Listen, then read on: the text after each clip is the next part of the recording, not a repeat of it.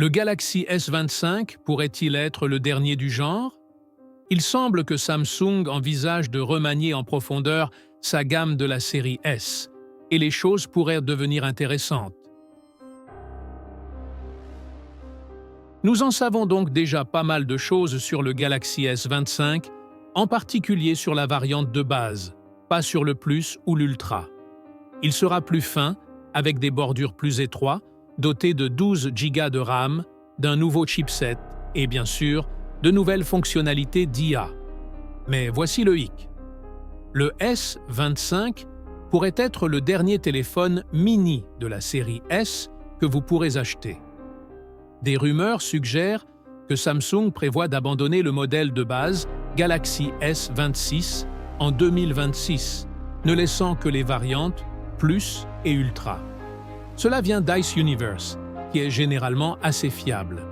Il a tweeté que Samsung pourrait annuler le modèle de base S26, car il n'est plus compétitif. Quoi qu'il en soit, il est important de souligner que rien n'est encore officiel. Le S26 ne sortira pas avant janvier 2026, ce qui représente environ 14 ou 15 mois. Il y a donc beaucoup de temps pour que les choses changent.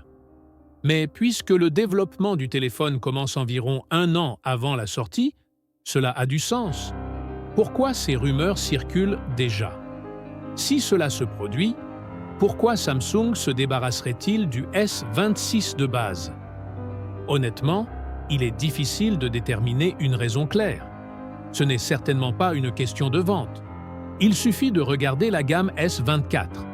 Les chiffres de vente du premier trimestre de cette année montrent que le S24 de base a dépassé le modèle, plus par une marge décente. Les ventes ne semblent donc pas être le problème. Certains pourraient soutenir que les variantes de base et Plus sont trop similaires, mais je n'y crois pas vraiment.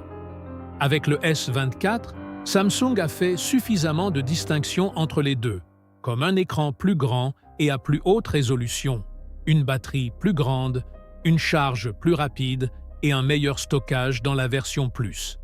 Il y a suffisamment de différenciation pour attirer différents acheteurs. La seule chose qui a du sens pour moi? Le modèle FE. À l'époque où Samsung a présenté le premier téléphone Fan Edition de la série S en 2020, cela avait parfaitement du sens. Le S20 était vendu au prix de 1 000 $, ce que beaucoup pensaient être trop élevé pour ce qu'il offrait. Entré le S20 F à environ 700 $, et il est devenu un succès instantané, se vendant à plus de 10 millions d'unités en un rien de temps. Avançons jusqu'en an 2024, et les choses ont changé. Aujourd'hui, le S24 de base coûte 800 $, tandis que le S24 FE coûte 650 $. Avec des spécifications trop similaires, ces deux modèles sont désormais en concurrence, ce qui n'est pas très bon pour les résultats de Samsung. Éliminer l'un de ces modèles simplifierait les choses pour Samsung et ses clients. Il semble que la société ait choisi d'abandonner le plus petit S26 au lieu de la variante FE.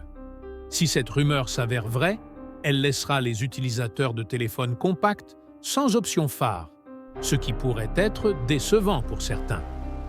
Mais le marché des téléphones compacts n'est pas vraiment énorme.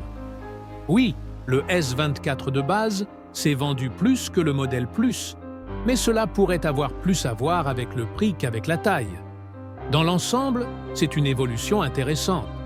Samsung a déjà abandonné la version de base de Tab S10 cette année, donc je ne serais pas choqué s'il faisait quelque chose de similaire avec le S26. Au fait, Apple est confronté à une situation similaire.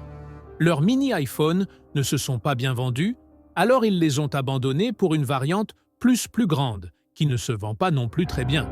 Maintenant, ils prévoient d'abandonner le Plus et de sortir un iPhone 17 plus fin avec un seul appareil photo.